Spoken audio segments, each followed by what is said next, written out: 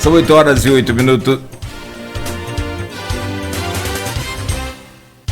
8h08 agora em Campos, de volta com Folha no Ar, primeira edição. No programa de hoje, o professor Arthur Sofiati conversa conosco, o jornalista Luísio Abreu Barbosa, e neste bloco agora, na pauta, o que a ecohistória pode nos ensinar sobre a pandemia da Covid-19. Essa pandemia que tem, né, persistido aí em todo o mundo, claro, é pandemia, né, mas a persistência através da segunda onda, e alguns lugares aí já chegam até a comentar em terceira onda, a Europa que fecha alguns países, o Brasil que fecha Minas Gerais, Belo Horizonte a partir de segunda-feira, né? Ontem os Estados Unidos conseguiram bater novo recorde, lamentavelmente com quase 4.000 mortes num dia só. O Brasil já ultrapassou a marca de 200.000 mortes. Campos que tenha hoje, por exemplo, 273 novos casos da Covid-19. Voltamos com você, Aloysio Abreu Barbosa. Sofiati, eu te conheci como historiador, criança, como colega da minha mãe, né, de ofício, não só no governo Zé Barbosa, que a gente já falou aqui, mas como ofício, né, formação e ofício. E você depois se especializou em eco-história, você sempre foi mentalista, mas se especializou nisso disciplinarmente, em termos acadêmicos. Né? A eco-história, o nome está dizendo, é a história através da ecologia. Nessa sua especialidade que você fez ao longo dos tempos, da sua própria formação acadêmica, como é que se entende o que hoje ocorre no mundo com a pandemia da Covid? Olha, eu refleti bastante esse ano de 2020 a respeito do que nós estamos vivendo. Não é nada assim de inédito, né? Embora seja muito mais veloz. Nós estamos passando pela 5ª pandemia da história. Nós tivemos uma no Império Romano, tivemos a peste negra, tivemos uma terceira onda de peste negra no século XIX, que é muito pouco conhecida, tivemos a gripe espanhola e tivemos essa pandemia. Houve algumas semipandemias entre uma e outra pandemia, mas não tão grave quanto essa. Então, a primeira conclusão é que eu chego que não é novidade. A segunda conclusão a que eu chego é que a pandemia atual é muito mais veloz, é muito mais abrangente, é muito mais global do que as anteriores. Muito mais veloz porque os meios de transporte são muito mais rápidos. Muito mais, uma capacidade muito maior de difusão na medida em que as concentrações urbanas são muito maiores também. E que o mundo está dividido muito entre ricos e pobres, e a pobreza aumentou bastante no mundo. Isso não sou eu que falo, mas Piketty, por exemplo, que é um economista francês, não é marxista, embora tenha assim, uma tendência socialista bem forte, mostra que, de fato, a pobreza aumentou muito. E a pobreza é um campo bastante fértil, né, para disseminação da doença.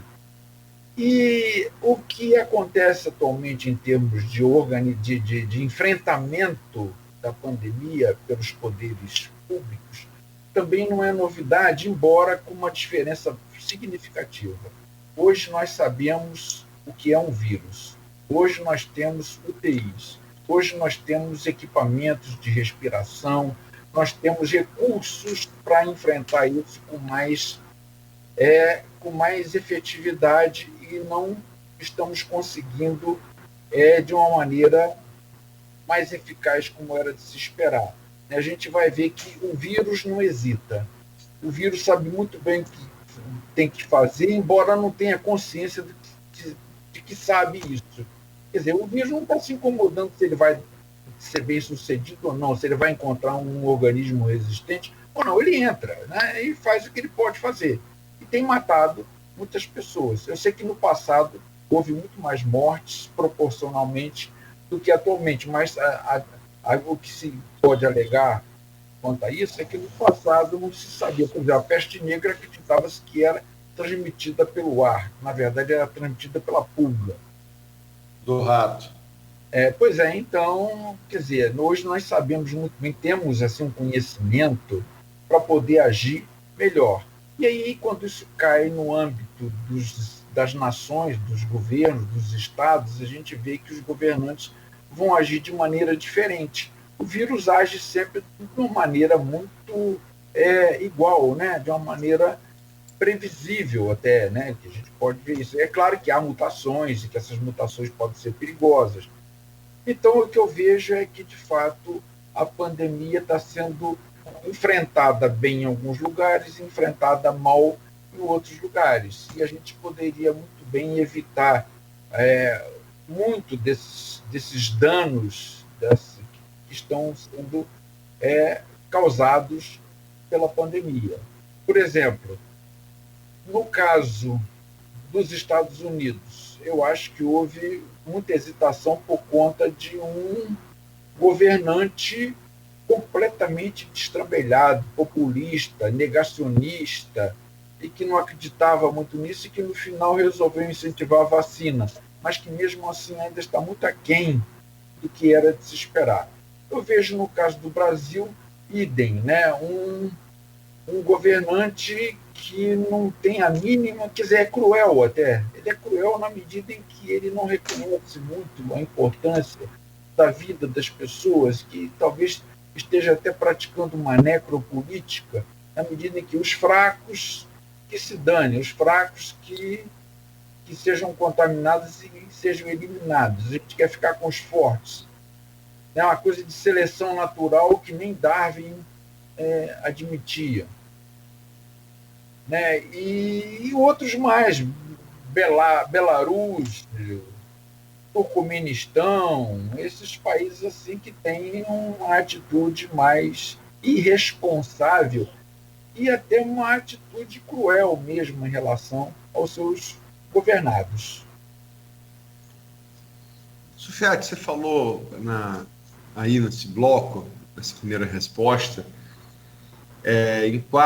você citou 4 pandemias anteriores à Covid, não é isso? Ou essa seria a 4? Não, essa é a quinta. Essa é a quinta. Pois bem, das que você citou, é a primeira que pegou a humanidade com antibiótico. Né? Porque o antibiótico, a anterior a essa foi a gripe espanhola, o H1N1, o influenza, e não havia antibiótico, foi ali de 18 a 20, né? E inclusive matou muita gente em Campos também. A minha tetravó, a minha bisavó, mãe da minha avó paterna, que morava, mais campista impossível, morava no prédio em cima da Leira de Apolo, para Salvador, e ela morreu, Capitolina era o nome dela, a minha bisavó, ela morreu de gripe espanhola, mas essa é a primeira que pega a humanidade com antibiótico. Você acha que fez alguma diferença o antibiótico, a descoberta do antibiótico? Ele deu talvez um hiato para a humanidade que agora está se desfazendo? Como é que você enxerga? Eu acho que os antibióticos representaram assim, uma revolução na medicina. Então, isso aí foi, de fato, fundamental, embora sejam eficazes em relação a bactérias, né? Mas eles representaram assim, um avanço muito grande na medicina, porque muitas pessoas morriam, por exemplo, de tuberculose. Tuberculose era uma doença assim, que marcava muitas pessoas. E, quer dizer, hoje em dia, o que é tuberculose? É uma doença comum que pode ser curada facilmente através de antibióticos. Então, eu acho que o advento dos antibióticos foi fantástica para a medicina. A medicina avançou muito com isso. Agora, a questão para nós não chega nem a ser essa, né? Eu acho que, por exemplo, no caso do Brasil, o que a gente podia esperar? A gente podia esperar, antes da vacina, que as pessoas fossem infectadas, que as pessoas se curassem ou que as pessoas morressem. Tá, a gente estava esperando isso. Mas o que se podia esperar no final do processo? No final do processo, nós teremos vacinas. E o que nós temos que fazer? Nos preparar para trabalhar com vacinas. O que é preciso para isso? É preciso agulha, é preciso seringa e é preciso negociar desde já a aquisição dessas vacinas, ou fabricando essas vacinas no país ou comprando essas vacinas. Houve essa preocupação? Isso vai ser no final, assim, no final que vem essa discussão toda, está faltando seringa, está faltando agulha, e não houve uma previsão do governo. Quer dizer, uma previsão não feita até por uma questão de desinteresse, de descrença que essa doença, de fato, seja alguma coisa muito grave, uma coisa de maricas. Quer dizer, não é uma coisa de macho, né? Essa é coisa para as mulheres pegarem, para os velhos, para os maricas, não para os homens. Eu vi um texto seu ironizando essa coisa do maricas. Muito bom texto seu, irônico. Mas a Sofiati, a gente já entrevistou aqui, teve nessa mesma bancada onde você está agora, teve o Charbel Cury, que mudou agora o nome, a subsecretaria, não vou nem saber o nome de cabeça agora, também não vou buscar aqui não. Mas é o equivalente ao que havia no governo Rafael da Vigilância e Saúde, né? É o comandante do combate do município à pandemia. E ele botou perspectiva de iniciar a vacinação ontem aqui, os ouvintes se lembram, os telespectadores também, o Nogueira também, de começar a vacinação no próximo mês, ou seja, fevereiro, e que essa vacinação, uma vez iniciada no próximo mês, ela só atingiria a imunização de 60% a 70% da população, o que é chamado de imunidade de rebanho, no final de 2021. Ou seja, aparentemente, pelo menos para os campistas, os brasileiros que vivem governados por Jair Bolsonaro e os campistas, o que era conhecido como normal antes da pandemia só vai retornar talvez em 2022. Como é que você vê essa projeção do Charbel, enquanto um homem da ciência, enquanto historiador, mas também enquanto você não é campista, você é carioca, mas como eu, sou niteroense, mas somos campistas para adoção. Como é que você vê enquanto historiador e enquanto campista? Essa questão de normalizar a saúde pública, eu acho que de fato vai demorar em qualquer país. Em alguns mais tempo, em outros menos tempo. Né? Porque, de fato, promover essa imunização coletiva, essa imunização de rebanho, demora muito tempo, porque nós estamos lidando simplesmente com 9 bilhões de pessoas no planeta. Então, de fato, isso fica muito difícil. A produção de vacinas em tempo recorde, porque nós nunca conseguimos, a humanidade nunca conseguiu produzir tão rapidamente vacina, ainda mais modernizar a fabricação de vacina com essa de usar RNA artificial, quer dizer, a partir do RNA existente para fabricar uma parte dele, pelo menos, que causa imunização. Então, a gente avançou muito. Eu acho que esse caminho também é outro que vai prosperar muito em termos de vacinas daqui para frente. Mas, então, nós precisamos muito de tempo para poder imunizar, para que essa doença se torne normal entre nós. Porque eu também vejo essa perspectiva. Vai ser como gripe. Né? Esse vírus não é um vírus para ser eliminado totalmente, como foi o da varíola. Eu acho que a gente vai ter que lidar com ele, mas cada vez mais fraco. Vai ser mais um vírus que nós vamos incorporar. Como é hoje o H1N1, né? O influenza, que gerou a gente convive com ele. Todo ano tem que tomar, porque ele sofre mutações, né? então a gente tem que tomar a vacina todo ano. Então, eu acho que isso vai acontecer. Vai demorar algum tempo, mas, mesmo assim, eu acho que vai demorar tempo para governos que agirem de uma forma responsável. E vai durar mais tempo para governos que agem de forma irresponsável. Eu acho que o nosso caso vai ser mais demorado até, né? Porque, de fato, eu estou vendo assim, muita confusão. Se os estados estão cuidando mais de compra de insumos, como seringa, como agulha, e promovendo a vacina, como São Paulo, eu acho que isso causa também uma certa perplexidade, confusão, que falta uma autoridade central. Essa autoridade central, quando se manifesta, faz aquela confusão toda, se for o caso do presidente. Se é o caso do ministro da Saúde, não é convincente. Não é convincente com a argumentação que levanta, com as explicações que dá a respeito do atraso do Brasil, joga a culpa na imprensa, né? Como se, de fato, a imprensa estivesse inventando o número de contaminados e o número de mortos. Então, isso tudo é fornecido pelas secretarias de saúde, é fornecido até pelo próprio Ministério da Saúde. Agora, uma coisa que eu acho que podia ser sempre trazida à tona é as pessoas que foram contaminadas e que se salvaram, que se curaram. Né? Isso aí eu acho importante para a gente ter uma noção de proporção, né? De proporção. Porque essas pessoas aí também estão, de uma certa maneira, se imunizando e contribuindo para a imunização da coletividade. Agora, uma outra coisa que eu queria falar também com relação ao que eu tenho aprendido com essa pandemia, já que é a primeira que eu vivo, acho que eu vivi anteriormente, não chegaram a adquirir esse caráter pandêmico, gripe asiática, por exemplo, né? Teve uma circulação pequena em relação à atual. Outra coisa que eu aprendi é que 1 ano ou 2 anos representa um tempo muito curto para a gente promover mudanças, para a gente mudar.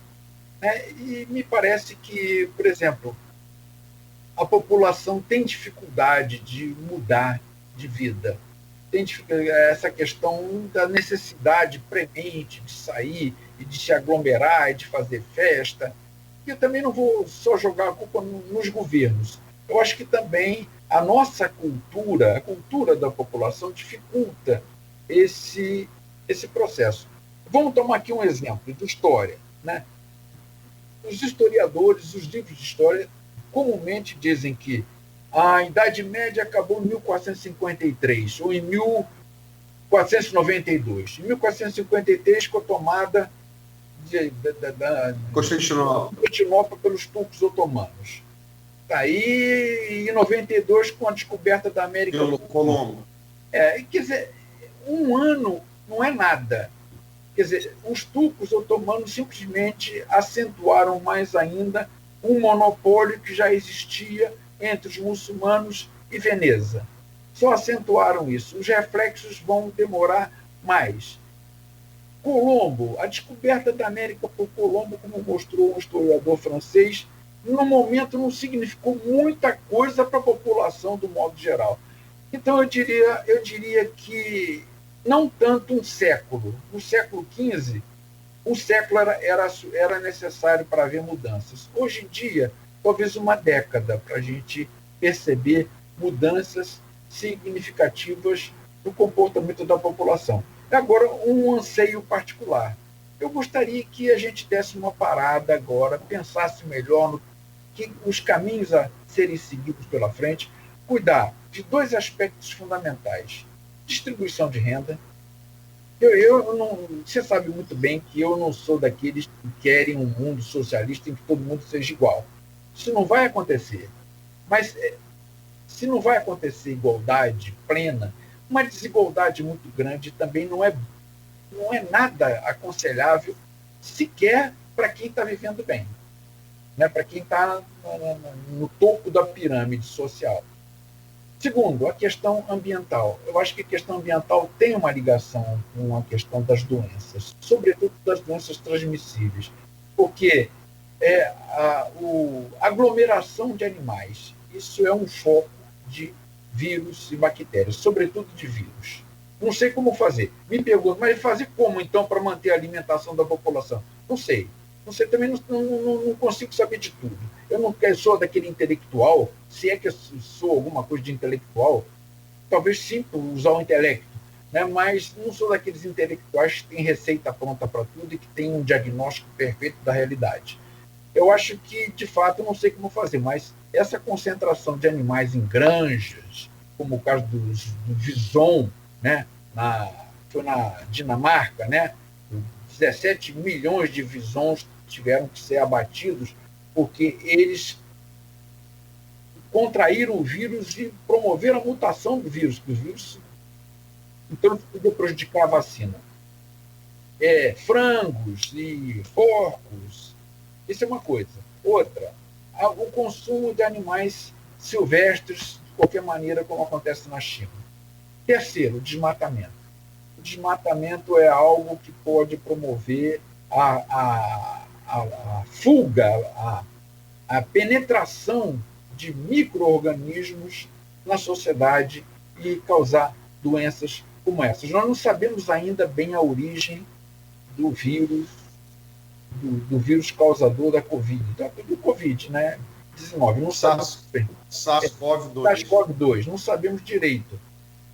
Alguns falam de morcego, outros falam pangolim. Mas de qualquer maneira parece que essa prática. Pangolim, só para o ouvinte e o telespectador, é um tatu chinês. É um tatu chinês, mas são 9 espécies, né? É o animal considerado mais ameaçado de extinção de todos e custam uma fortuna, né, no Oriente. Porque é um pitel, é um prato de excelente qualidade, mas pode ser mal preparado e pode ser um portador de vírus muito grande que transmite isso para a humanidade. Então, a humanidade teria que ter mais cuidado agora, andar mais lentamente, procurar resolver essas questões, promover isso, mas parece que 1 ano, 2 anos não vai ser suficiente para isso. Você acha, para terminar esse bloco, eu te pedi no bloco anterior, ao final dele, nota. Vou te pedir, só para terminar e para ser sucinto, que tem para falar do dia de anteontem, que foi trágico. Não, mas isso ele teve uma gravidade histórica que eu acho que o mundo não via desde 11 de setembro de 2001, também nos Estados Unidos. Mas vamos falar isso no próximo bloco. Só para fechar nota para o presidente Jair Bolsonaro na condução da pandemia e por quê? Olha, fica até difícil. Eu não passaria de...